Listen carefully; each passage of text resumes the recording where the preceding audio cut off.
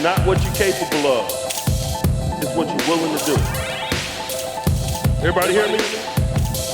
Belief in your own dignity, your own worth, and your own somebodyness. But I know I'm not going to stop putting one foot in front of the other every single day. And I encourage you to do the same.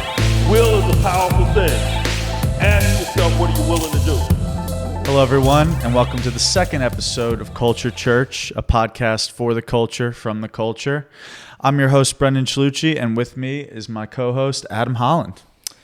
Well, we're doing this again. Yes, so sir. clearly we weren't canceled or kicked off the air, so I'm kind of glad that, we got a chance to do it again. Yeah. First and foremost, me, Chooch, and DB want to thank everybody for all of the feedback, kind words, the shares, the likes, anybody that has told us, what you liked about the show, what you didn't like about the show. We take it all, truly, truly grateful for it all. So we definitely want to say thank you again. We hope that we can bring you kind of just some light, some, motivation, some inspiration throughout the course of your week, throughout the course of your day. And we want to say thank you so much. So I really do appreciate it. It was a good end of the week last week. Yeah. I'm currently having a good week. But how's your week so far, bro? It's been good, man. I mean, I'm right there with you. I'm like asking people, like, what do you think of the podcast? Oh, yeah. Do you have any criticism on it? And Crazy. people are like, no, it's great. And I'm like, but do you have any criticism on it? And I'm they're like, don't no, tell- it's great. Don't tell me it's great. Yeah, Be real. Be real. Be real. I mean, we love that. We love the constructive criticism. We want to make this better and better every time. And but to answer your question, I've been having a good week, man. I've been just grinding it out in the gym, working, helping kids get better at what they do. I love it, man. I love helping kids just kind of try and follow in the footsteps of where I've been. Right. It's awesome, and to see them consistently come in and out of putting their work in just like we do. Right. It's I love to see it, and there's rewarding, nothing better. But that kind of leads us to our theme of the week, which Right. is consistency. So tell me, what do you think are the greatest attributes one should have in order to be consistent throughout their passions? I think everybody wants to live a consistent life or be considered a consistent person.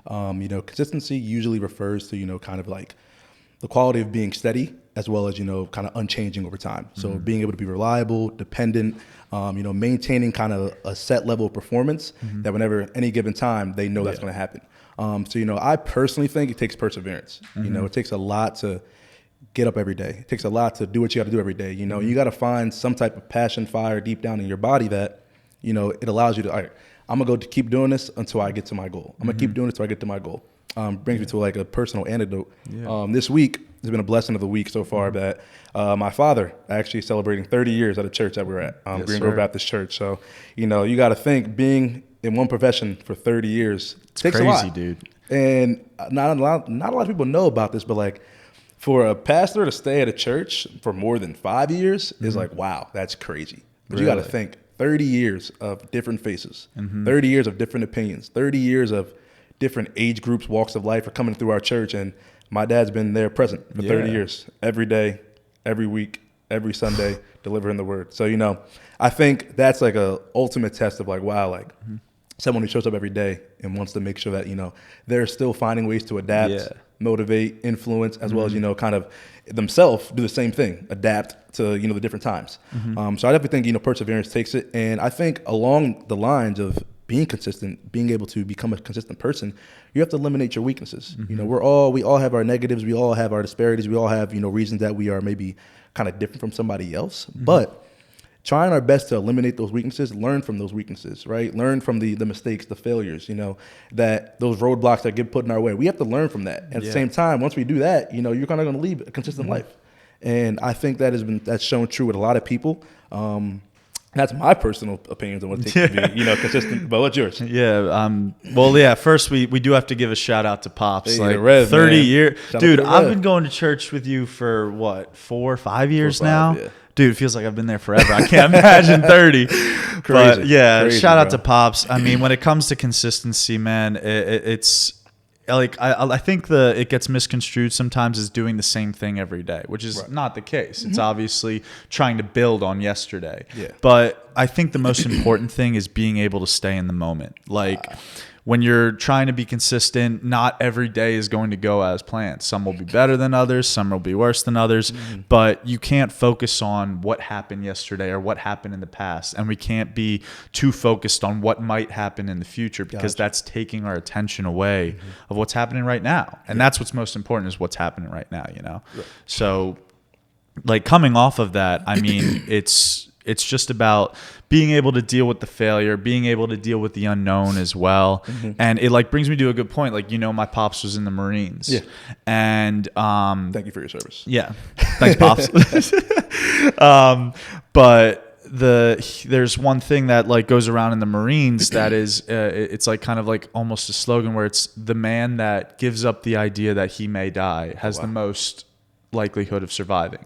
And it's just something that you can take into your life when you're trying to go at something day after day after day. Sometimes we can look too forward into like the future of like, will it happen? Will I get there? Stuff like that. Yeah. But at the end of the day, you need to give that up, because if you want to be successful, if you want to get to those goals, you're going to have to give up the idea, give up like the possibility that they may not happen. Yeah. Because this world isn't fair, you know? This world ain't fair. I mean, but yeah, we're able to preach to that every week.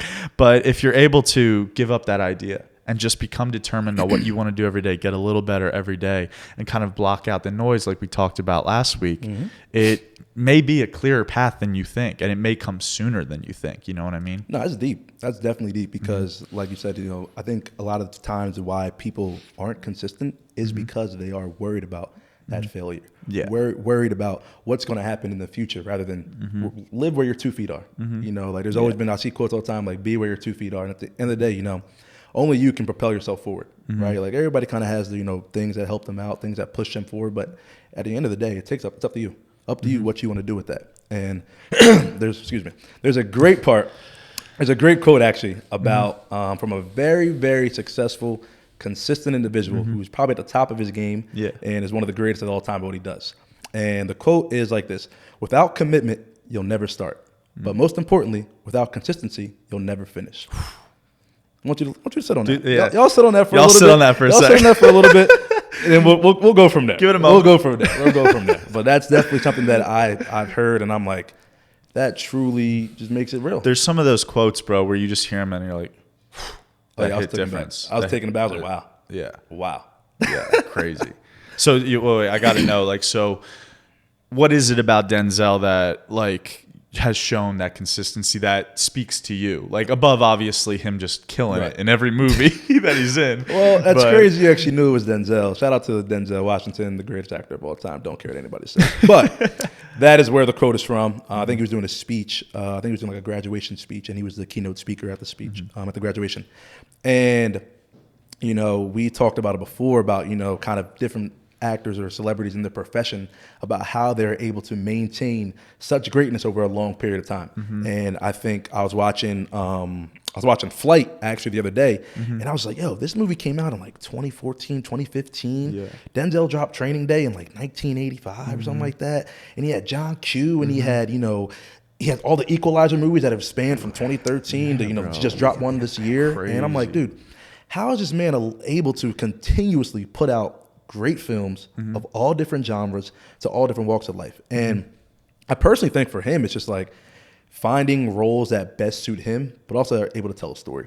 I think he's very about, you know, his business, very about, you know, I got to have an emotional connection to things. And I think that building a consistent life, whether you're an actor, whether you're a painter, whether you're a musician, whether you're an athlete, you know, you got to have an emotional connection to something that allows you and forces you, and not even forces you, that you want to show up every day too, that you want to be the best that you can be every single day. Yes. We always talk about stacking good days upon each other. Like we always talk about, you know, stack the days, make the days count.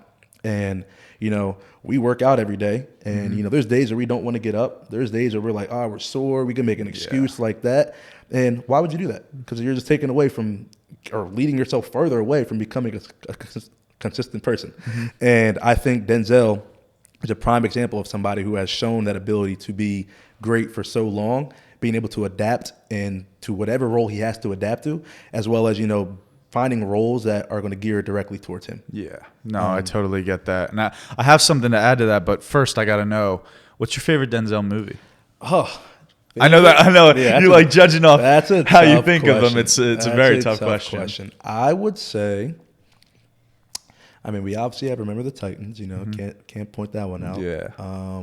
We obviously have, you know, yeah, I really do like Equalizer. But Denzel, I mean, we have Fences that was kind of a low key movie. Dude, That's a like, low-key that movie, flies under the radar a Yeah. lot. There's some like scenes in that Oh, that my are goodness. just so like they hit you hard. Bro, I mean, he has Malcolm X, he has Man on Fire, he has John Q.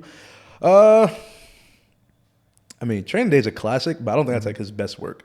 There is a movie called Deja Vu with him and Paula Patton. I might be liking that movie because of Paula Patton, because she's so beautiful. But it is he's one of his great works. One of his great works for sure. Definitely, you know, a phenomenal film. He really has too many that I can't really say I have a favorite because whenever he's on screen, I'm just like, wow, he sets it off, he takes over wherever he's at, and he's always the one of one. I think some of the best actors too are the ones that like sometimes you don't really know like what they're like as people, because like another one's Johnny Depp. I know he's a very controversial character as like a human, but like if you watch him in movies, you probably have no idea what he's like in real life. Yeah, same thing with Denzel. Like 100%. This man just can adapt and mold to like all these characters, and it's just like it takes that commitment, it takes that consistency, like you said. And before when you were talking about like the idea of like some days where you don't want to do it. I mean, I think that's so important, and probably everybody that's listening can attest to it in anything you do. 100%. There's some days, like probably like there was a couple days ago where I woke up, I'm like, I don't feel like going to the gym today. But there was a great like kind of analogy I heard where basically it was like quit tomorrow. Wow. Like so, and it's like the simplest idea of like, yeah, you can just hang it up, you can rest, do whatever you want, but do it tomorrow. And then the next day you wake up and be like, quit tomorrow. Quit tomorrow. And then you look back on it, and it's kind of like how we had talked about when we get into working out and stuff like that, you become obsessed.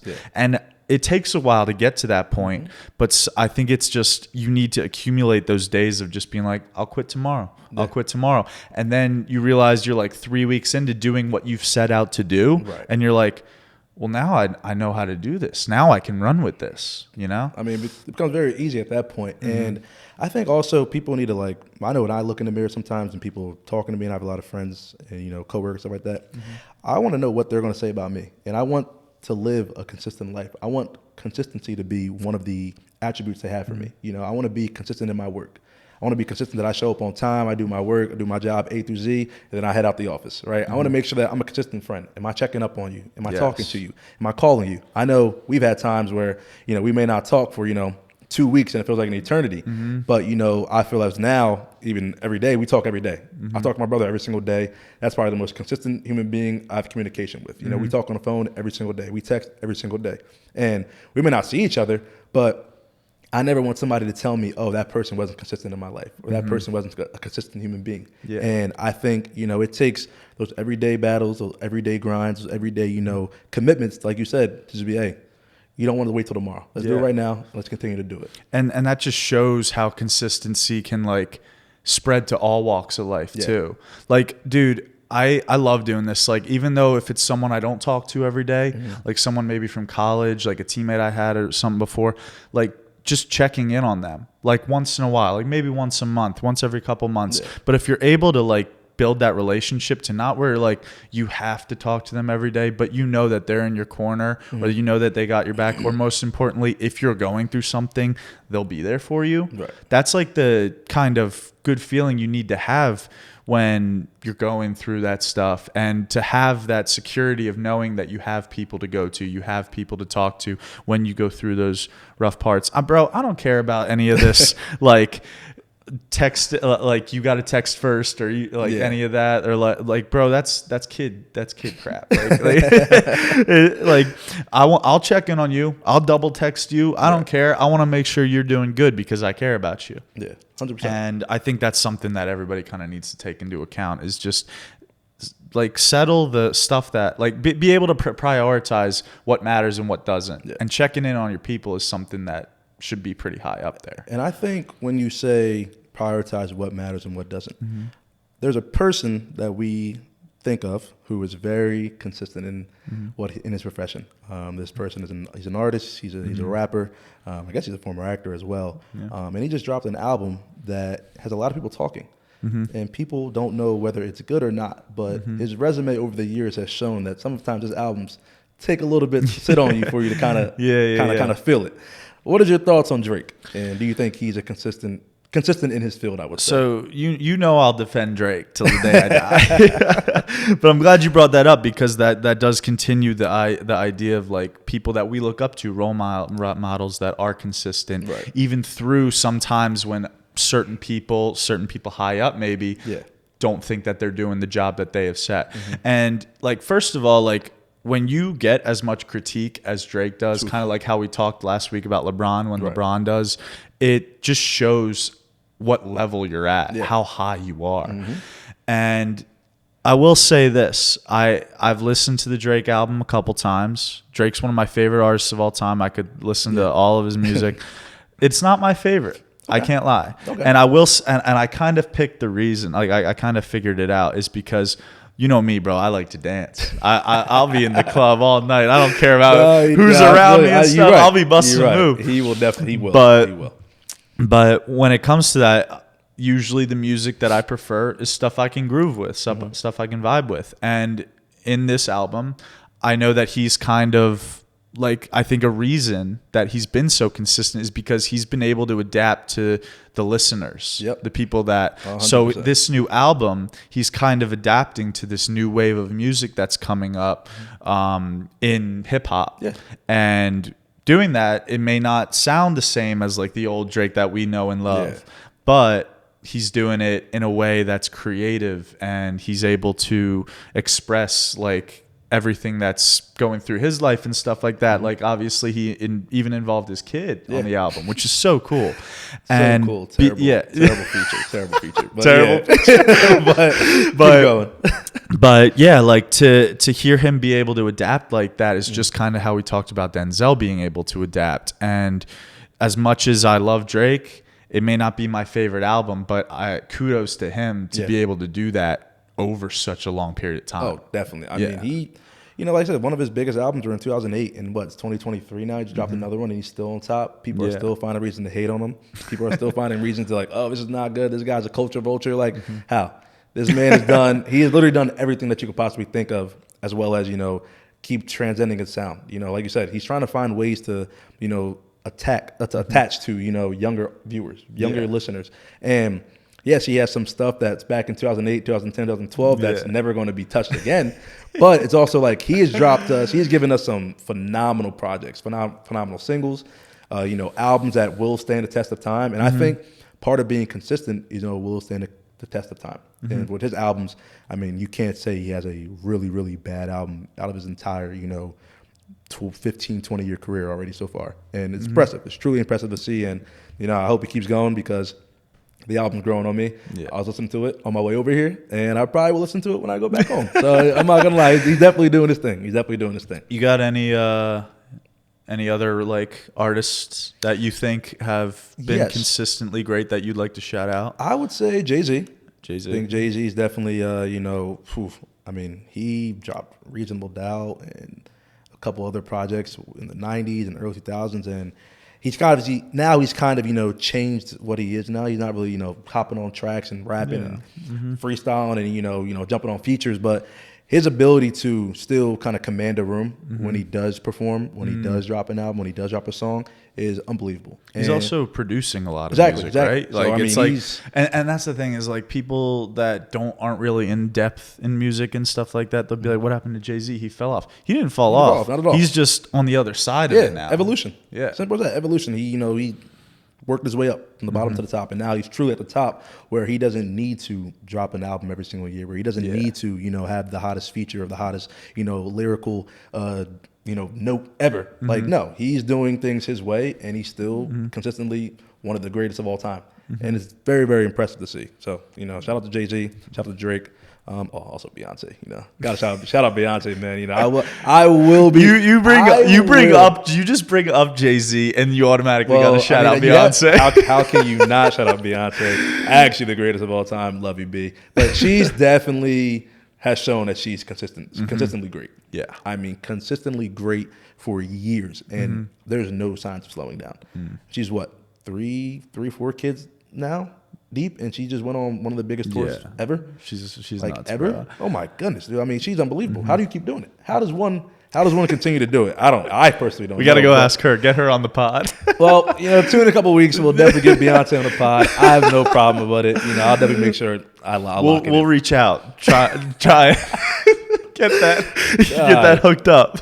That leads me directly to my next point, though. Yeah. Like, kind of like not really shifting gears, but a different aspect of it. You know, has there ever been, obviously, like I said, we want to live consistent lives. Has there ever been a time where you felt as though you weren't consistent, or, you know, your ability to kind of remain the same or kind of remain, you know, even keel all throughout was affected, or, you know, kind of you just realized like, wow, I'm not being consistent in what I'm doing, and what caused it? That's a good question. So I think kind of goes back to my point at the beginning, because none of us are perfect. Not at all. Like, even the things that I will give advice on here, I've been victim to myself. And one of them is thinking too much about the future and thinking too much about the past. Yeah. I've thought way too much about what I did 5 years ago that no one cares about no more. And sometimes that can hold you back. Yeah. And it brings up like a good point. There's this story that I'm really glad I get to share on here. It's called The Pink Elephant. And basically, so there was a guy who was breeding elephants, and one of them was birthed pink. And it's a hypothetical. But so obviously it's a pink elephant, very rare. This guy doesn't want this elephant to go anywhere. So as a kid, he ties a rope to one of its legs and puts a peg in the ground. Now, that elephant's very young, so it can't escape. Yeah. And as the elephant grows up, it gets bigger and stronger, and it can obviously rip that peg out of the ground, but it doesn't, because it grew up learning that it couldn't. Right. And that's what happens a lot, is sometimes when we're consistently trying to work on something, we get lost in what we weren't able to do in the past, and we think that we might not be able to do it in the future, and we turn into that elephant, not being able to move because we're too caught up about what happened 5 years ago or whatever. Yeah. And that's happened to me many times. I mean, from a baseball aspect, there have been times where I haven't thrown strikes in a game. Yeah. And I think back to times where I didn't have control of the baseball, and that kind of gets in the way of my consistency of getting better, because I lose sight of me having confidence in myself to be able to throw that ball over the plate, and start thinking about times when I was younger, worse, very much more immature, to where I couldn't throw the ball over the plate because I was weak-minded. But at the end of the day, you've grown, you've become the person that you've taken those steps, you've had that consistency to grow. And you just need to believe in yourself where you are now, and not worry about who you were back then. You know what I mean? Yeah. So would you say, like, you think part of that, obviously, like you said, was kind of evaluating yourself too hard? And I think a big part of, like, we're always our biggest critic. You know, we're going to be our biggest critic, whatever it may be. You know, we talked about working out. You know, I work out every single day. Every single day, I probably don't take enough rest as I should for my body, but you know, that's something that truly kind of like is like the anchor of like my day. You know, when I get a good workout in, when I feel like I treated my body the best, my day is going to be great. Nothing can really kind of ruin my day.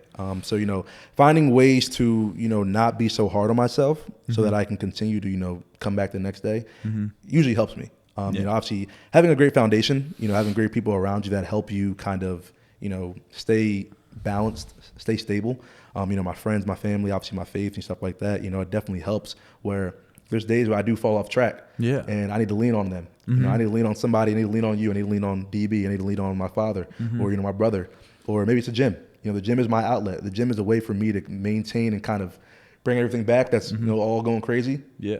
I get it back in the gym. I get it right back in the gym where I'm like, all right, I'm back to where I got to be. I'm back to, you know, being on my P's and Q's, you know, and I think that's been a great outlet for me, that while I'm, you know, obviously, you know, building the body and the physique that I want, I'm also, you know, looking at myself like, wow, you keep doing this every single day. Yeah. You know, I always say, make my next day my best day. So it kind of comes out to that point, quit tomorrow. You know, I make my next day my best day, then every day, you know, it's gonna be my best day. Every day's getting better. So it's like, you know, I definitely keep trying to, you know, keep that in the forefront of my mind, as well as, you know, just being realistic with yourself, man. You know, there's goals that you want to achieve. There's things that you want to, you know, aspire to be. But, you know, as long as you're realistic and obviously confident in yourself, you know, you'll be able to work towards those goals every single day. Yeah. And that's the only thing I try to do every day is work towards my end goal.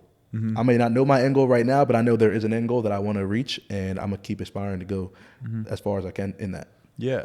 And I'm glad you brought up the idea of being realistic, because you ever heard like when you have like a big goal in the future and stuff like that, and someone's like, be realistic, be like, Right. Well, no one can predict the future. Exactly. So being realistic isn't saying I can't attain a goal that I want just because it's a very big goal. Right. Like when I was younger, I'm sure there was tons of people, I don't remember, but I'm sure there's tons of people that like if I told, you remember like we're in high school where they show you like the stats, like, Oh, yeah. 0.3% of high school students get to college, and Right. then or for college for baseball, and then like 0.001 get it to the majors. And it's just like, well, that is realistic. Yeah. That's there. There's the stats. Like maybe the odds are not in my favor, but it doesn't mean it's unrealistic. Yeah. You know what I mean? I mean, that's like I said, unrealistic. People just try to put limits on you that they can't reach. And I think that's something that I've definitely come very confident on, where it's like, somebody's trying to either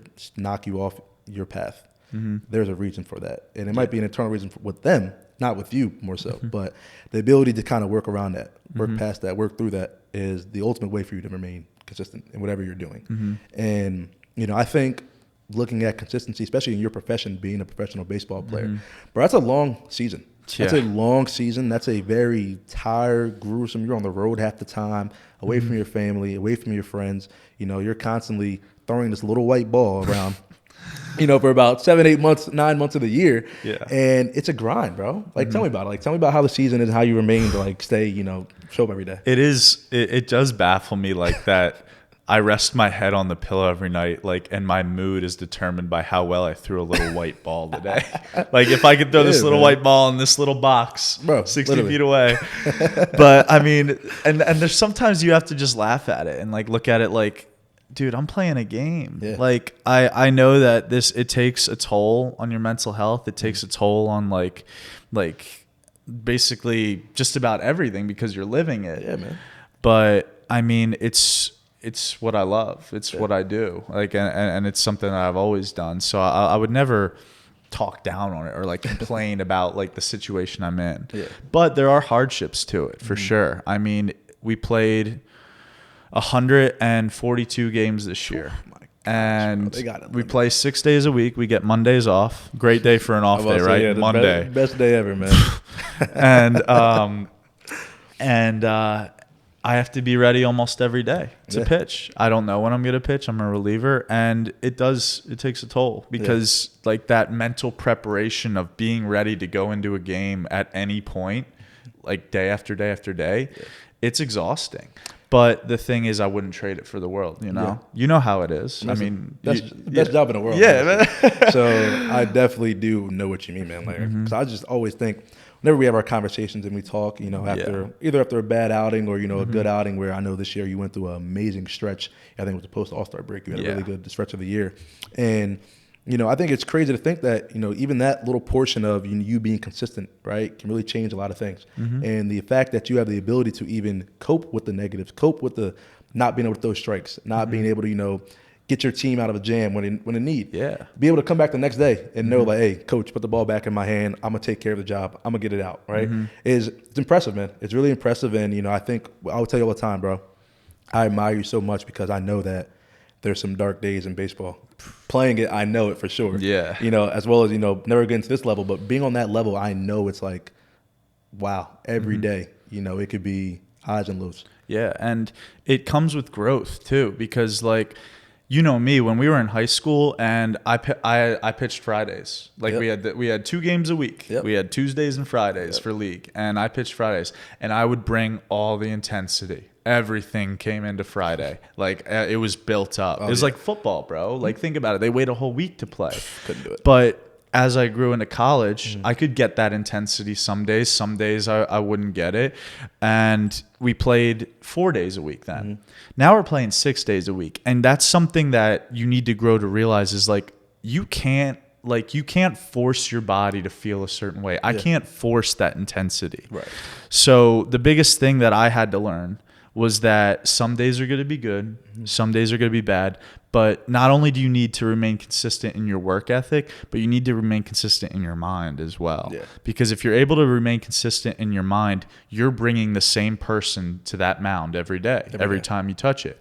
And in college, when I would try and build up this intense guy, this fire in me, some days it was more than others, and I wasn't bringing the same person out every time. Yeah.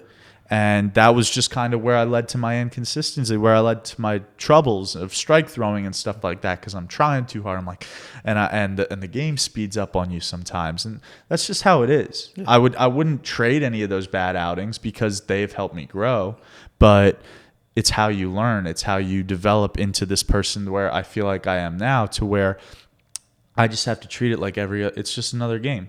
We play 142 of these. I just got to treat it like another game, man. I think that's a big part of them, especially why athletes are able to kind of maintain this consistent life. You know, the best performers are the most consistent performers. You know, guys that in basketball that average 25 a game for, you know, X amount of years, or 25 points a game in this span of games, you know, or guys that are on a hit streak, that, you know, 10 game hit streak, 20 game hit streak, or, you know, football, guys that score 13 touchdowns in 13 straight weeks. Like C-Mac, man. You know what I'm talking about? Like, you know, being able to show up every single day and do it and continuously, you know, dominate, you know, it takes a lot. And I always tell people, like, when people ask, oh, like, how's this person or how's this person? I would hate for somebody to talk about me in this way, where you ask 3 different people, they give you 3 different answers. You know, I think that would be something crazy to hear if I asked Brendan, Joe, and Tommy, hey, what's Adam like? And you hear 3 different opinions, 3 different actions, 3 different, you know, attributes to this person. And it's like, where at one point there's got to be a consistent line between the 3 of them, right? And I think that's how people need to view themselves, right? Like, how is somebody going to speak about you that may have met you once, may have met you, that knows you every single day, or somebody that is just coming across for the first time, where it's like, I want to make sure they know that I'm a consistent person all throughout, whoever meets me, whatever stage they catch me at, whatever game it is. Like you said, it may be game 1. It may be game 142. It may be a playoff game, right? You got to have that same mentality, that same thought process going into every single game. And I think that's probably the most impressive thing about, you know, athletes especially, where it's like, it could be a regular road, it could be on a road game in, you know, March, April, and it's like, this game means nothing. Preseason game, you know, spring training game. But at the end of the day, it's like, how are you going to prepare for that? And how are you going to be able to show everybody that, hey, regardless of where the game is, when the game's played, I'm going to be the same person no matter what. Yeah. And that's why I love baseball so much, is because so much of baseball, like the lessons you learn and stuff like that, you can take it into your own life. Yeah. I always want to, I don't care how other people treat me. I don't really care about what other people think of me.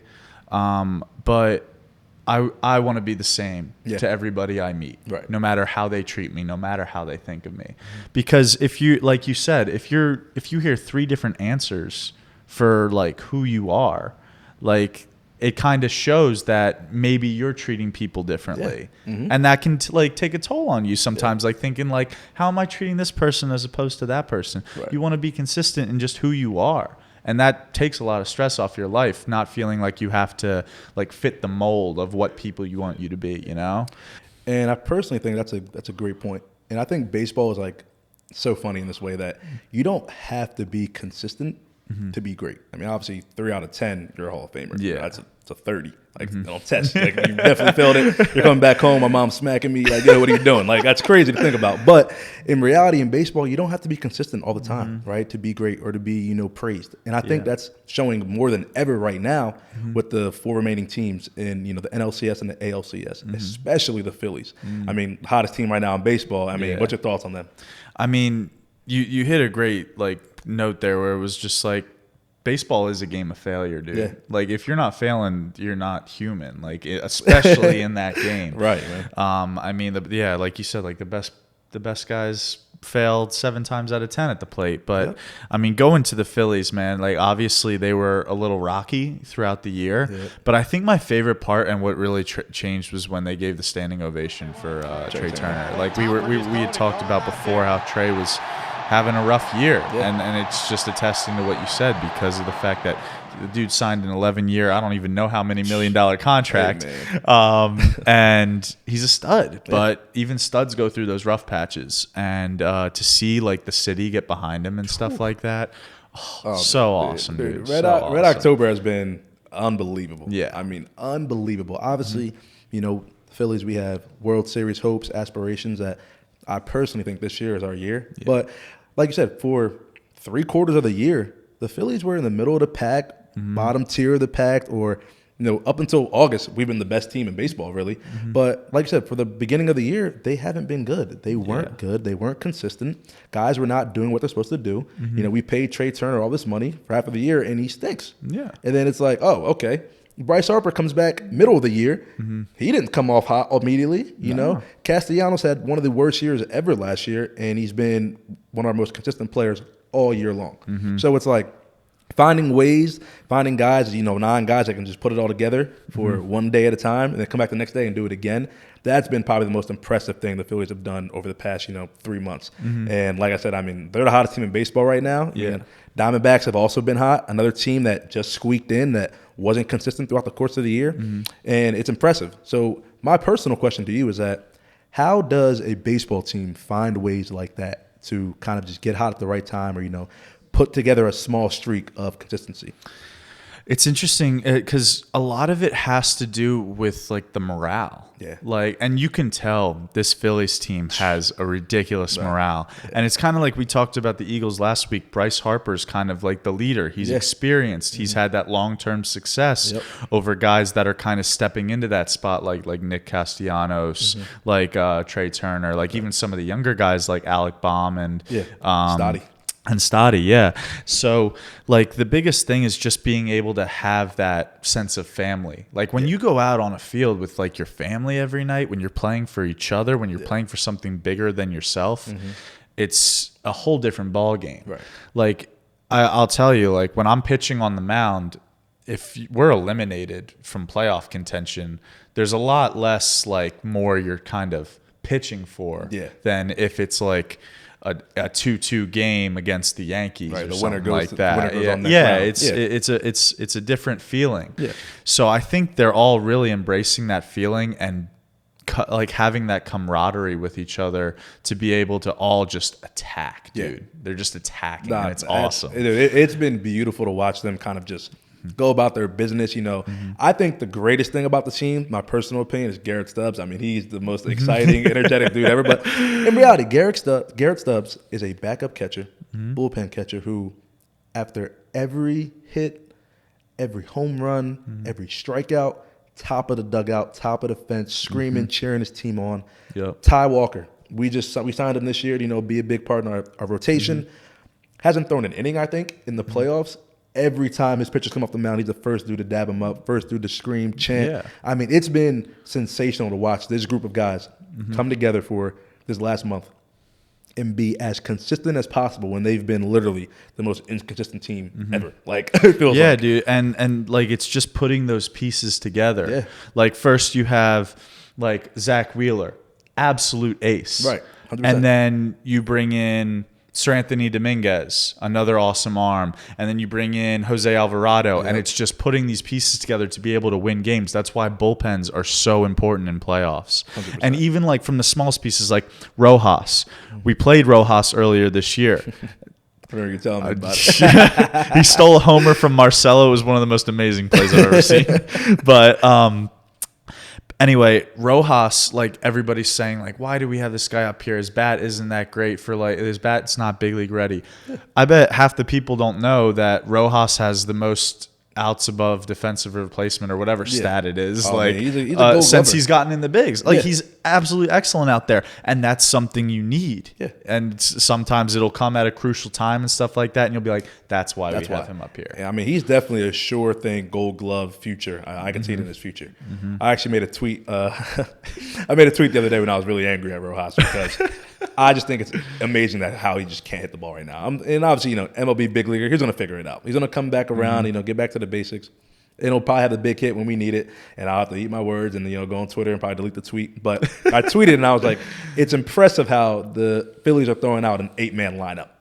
because he's literally going up there and just. I mean, he might as well not take a bat up there at this point. But like you said, man, it takes everybody.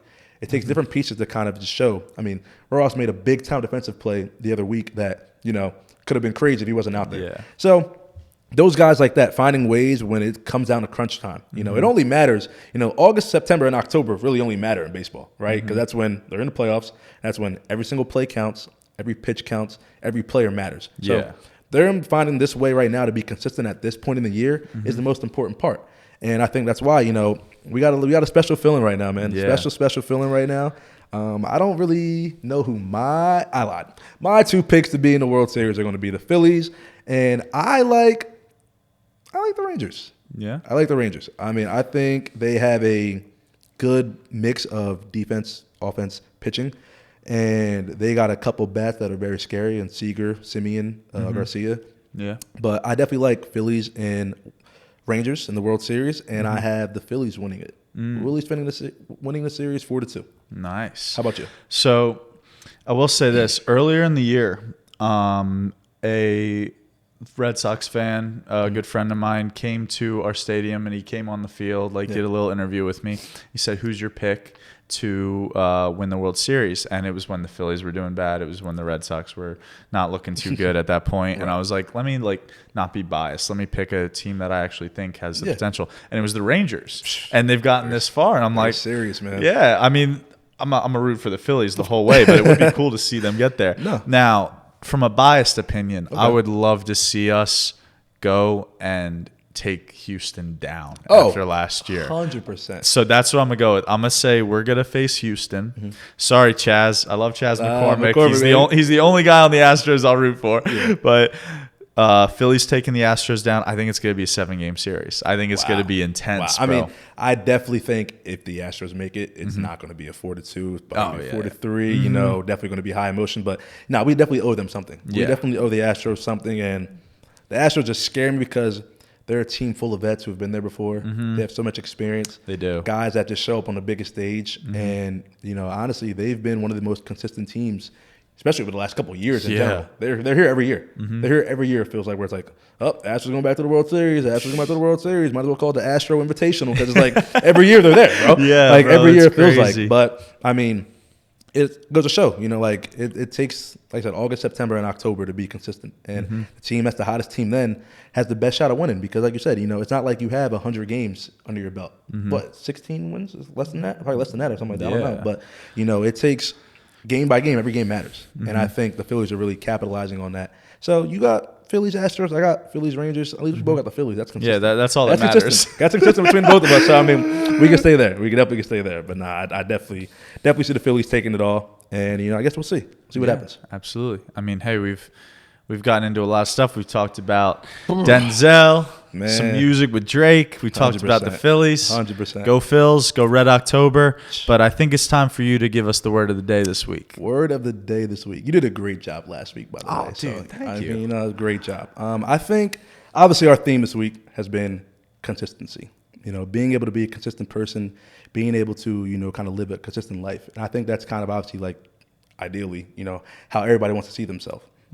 There's a scripture in the Bible, Hebrews 13:8, I believe.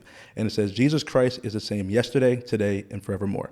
I think we all need to apply that to ourselves, that we need to be the same yesterday, be the same today, and be the same tomorrow, right? And it goes back to that point where, we want to be reliable. We want to be dependable so that when somebody has to call on you, they're not worried or they're not thinking that, this person's going to flake. This person's not going to show up. They're accustomed to, being late. They're accustomed to, not being around. Be that person for them. Be that constant in somebody's life when everything's falling apart, everybody's flaking, everything's kind of seems chaotic. You're that one constant, that one thing that remains the same over any given period of time. And I think when people start to realize that and people really start to see that, wow, I'm that consistent person in that person's life and I can affect somebody else and influence somebody else, we'll see a lot of change go on in the world and in yourself. Right? I think, people need to not try to fit somebody else's description or somebody else's identity. As long as you're consistent in yourself, consistent in your well-being, consistent in how you approach every day, that's the best place you're going to be because, you're going to authentically be yourself. And, I think that's truly just my word of the day. I think that, I hope that people can take that, take it on your week. keep it in the back of your head, and hopefully you have a blessing of a week. Hey, very well said, man. You're following in your pops' shoes Hey, man, very I'm trying, well. man. I'm trying. Bro, I swear, anytime you give me a little motivational speech or pops gives me something at church, I want to run through a brick wall, bro. I appreciate it, bro. Yeah, no, that was beautiful, man. And we thank you guys for coming with us. Next week, we'll have some another new theme, which we're excited to share with y'all. You won't know yet, but you'll soon find out. You got to tune in. But besides that, we're going to go over some Fashion Week stuff. Oh, definitely. NBA season's coming up. Can't Excited wait. for that. Cannot wait. Yeah, Cannot wait. I know you're going to be talking about that. That's for sure. And then it looks like we will have DB next week. So let's go, baby. Come on, man. The Three Musketeers. The trio. The trio? Trio. You don't like the Three Big three. Musketeers? Big three. Well, the Three Musketeers had 4, but yeah. Did they? Yeah, because they had the That's so- apprentice D'Artagnan. Yeah. Yeah. You would know that, you loser. All right, yeah. The Big Three's going to be back. Big Three will be back next week. DB Chooch, add them up. We will be back next week. Yes, Coming sir. crazy. Like we said, everybody, thank you so much for tuning in. We hope you got some joy, some entertainment out of this. Mm-hmm. And Chooch, always a pleasure doing this with you, bro. Always a pleasure, bro. My guy. Hit it real quick. Have a good one, man. Have a good one. It's not what you're capable of. It's what you're willing to do. Everybody hear me? Belief in your own dignity, your own worth, and your own somebodyness. But I know I'm not going to stop putting one foot in front of the other every single day. And I encourage you to do the same. Will is a powerful thing. Ask yourself, what are you willing to do?